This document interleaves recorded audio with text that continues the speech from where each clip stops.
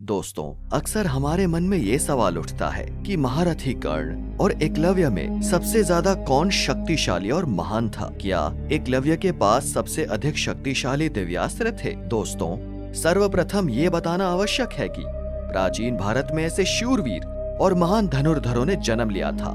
जहाँ तक बात की जाए एकलव्य और कर्ण की, तो इस क्रम में हम सबसे पहले बात करते हैं एकलव्य की। एकलव्य निषादों के राजा हिरण्यधनु के पुत्र थे। एकलव्य को धनुर्विद्या में काफी रुचि थी, जिसकी वजह से राजा हिरण्यधनु अपने पुत्र एकलव्य को गुरु द्रोण के पास लेकर जाते हैं। क्योंकि उस समय धनुर्विद्या में गुरु द्रोण की ख्याति थी, एकलव्य गुरु द्रोणाचार्य के पास आकर बोला, गुरुदेव, मुझे धनुर्विद्या सिखाने की कृपा करें।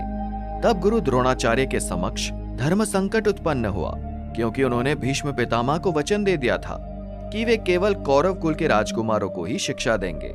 और एकलव्य राजकुमार तो थे, लेकिन कौरव कुल से नहीं थे। अतः द्रोणाचार्य ने एकलव्य से कहा, मैं विवश हूँ, तुझे धनुर्विद्या नहीं सिखा सकूंगा। एकलव्य घर से निश्चय करके निकला था कि वो केवल गुरु द्रोणाचार्य को ही अपना गुरु बनाएगा। द्रोण की ओर से इनकार करने के बाद हिरण्यधनु तो वापस अपने राज्य लौट आए, लेकिन एकलव्य को द्रोण के सेवक के तौर पर उन्हीं के पास छोड़ गए। द्रोण की ओर से शिक्षा देने की बात नकार देने के बावजूद एकलव्य ने हिम्मत नहीं हारी। वो सेवकों की भांति उनके साथ रहने लगा। द्रोणाचार्य ने एकलव्य को रहने के लिए एक झोपड़ी दिलवा दी। एकलव्य का काम बस इतना होता था कि जब सभी राजकुमार बाण विद्या का अभ्यास कर चले आए, तब वही सभी बाणों को उठाकर वापस तरकश में डालकर रखते। जब द्रोणाचार्य अपने शिष्यों को अस्त्र चलाना सिखाते थे, तब एकलव्य भी वहीं छिपकर द्रोण की हर बात, हर सीख को सुनता था। अपने राजकुमार होने के बावजूद एकलव्य द्रोण के पास एक सेवक बनकर रह रहा था। एकलव्य अपने खाली समय में द्रोण की सीख के अनुसार एकांत में तीर चलाना सीखता था। परंतु एक दिन द्रोणाचार्य को सच्चाई का पता चल गया और उन्होंने एकलव्य को वहां से जाने के लिए कह दिया।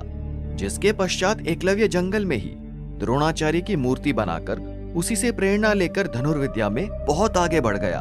एक दिन अर्जुन ने एकलव्य को धनुष चलाते देखा और जाकर द्रोणाचार्य से कहा कि आपने तो मुझे वचन दिया था कि तुम्हारे समान कोई दूसरा धनुर्धर नहीं होगा, लेकिन एकलव्य तो मुझसे ज्यादा सफल योद्धा है। इस पर गुरु द्रोण ने एकलव्य के पास जाकर पूछा कि बेटा, तुमने ये विद्या कहां से सीखी? जिसके उत्तर में एकलव्य ने उन्हें बताया कि वो उन्हें ही गुरु मानकर उनसे ही प्रेरणा लेकर धनुर्विद्या में महारत हासिल की है। इसके पश्चात गुरु द्रोण ने गुरु दक्षिणा स्वरूप उनका एक अंगूठा मांग लेते हैं। लेकिन इसके पश्चात भी एकलव्य अपनी 2 उंगलियों के सहारे तीर चलाने में निपुणता हासिल कर लेते हैं और अपनी विद्या पूर्ण होते ही वो जरासंघ के सेनापति के रूप में कार्य करने लगते हैं। जहां वे जरासंघ की सेना की तरफ से मथुरा पर आक्रमण करके यादव सेना का लगभग सफाया कर देते हैं। यादव सेना का सफाया होने के बाद ये सूचना जब श्री कृष्ण के पास पहुंचती है, तो वे भी एकलव्य को देखने को उत्सुक हो जाते हैं और दाहिने हाथ में महज 4 उंगलियों के सहारे धनुर्बाण चलाते हुए एकलव्य को देखकर वो समझ जाते हैं कि ये पांडवों और उनकी सेना के लिए खतरनाक साबित हो सकता है।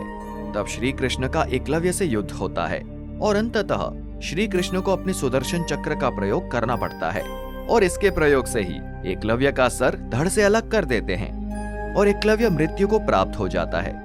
एकलव्य की वीरता और साहस का पता इसी से लगाया जा सकता है कि वासुदेव को उसका वध करने के लिए अपने चक्र का प्रयोग करना पड़ा। यही नहीं, श्री कृष्ण ने तो एकलव्य की प्रशंसा अर्जुन से करते हुए यहाँ तक कहा था कि यदि एकलव्य का अंगूठा नहीं कटा होता तो वो निसंदेह परशुराम का दूसरा स्वरूप होता।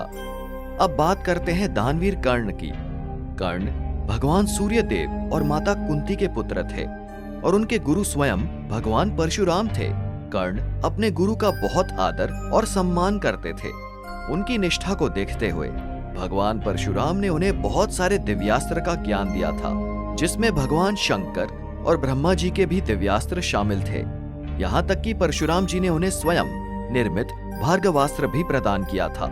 ये दिव्यास्त्र भगवान परशुराम ने कर्ण के अलावा किसी दूसरे को प्रदान नहीं किया था। इसी भार्गवास्त्र के डर से अर्जुन को रणभूमि छोड़कर भागने पर मजबूर होना पड़ा था। यही नहीं, कर्ण के पास उनके जन्म के समय से ही कवच और कुंडल थे, जिसका निर्माण अमृत से हुआ था। इस कवच और कुंडल के होते हुए तीनों लोकों में कर्ण को कोई भी मार नहीं सकता था। ये बात स्वयं भगवान कृष्ण ने अर्जुन को बताई थी कि कोई भी अस्त्र शस्त्र कर्ण के कवच और कुंडल को भेद नहीं सकते हैं। इस प्रकार ये कहा जा सकता है कि एकलव्य के अस्त्र भी कर्ण के कवच कुंडलों के सामने हार जाते और इसी कारण देवराज इंद्र ने कर्ण से कवच कुंडल छल से ले लिया था। कर्ण की धनुर्धरता से अच्छे अच्छे डरा करते थे, इसी कारण उनके साथ हमेशा ही छल किया गया। युद्ध के मैदान में भी उन्हें यह बताकर कि वे कुंती पुत्र हैं, उन्हें मानसिक तौर पर कमजोर किया गया ताकि वे पांडवों को नुकसान ना पहुंचा सके। इन सब के बावजूद उन्हें युद्ध में छल पूर्वक जब उनका रथ भूमि में घस गया था, तब श्री कृष्ण के इशारे पर अर्जुन ने कर्ण को मार गिराया। इस प्रकार यदि ये कहा जाए कि दानवीर कर्ण एकलव्य से तो क्या अर्जुन से भी कई गुना ज्यादा ताकतवर थे, तो ये गलत नहीं होगा। तो दोस्तों, आपको हमारी ये जानकारी कैसी लगी? कमेंट बॉक्स में हमें जरूर बताएं और वीडियो को लाइक और शेयर करना ना भूलें। धन्यवाद।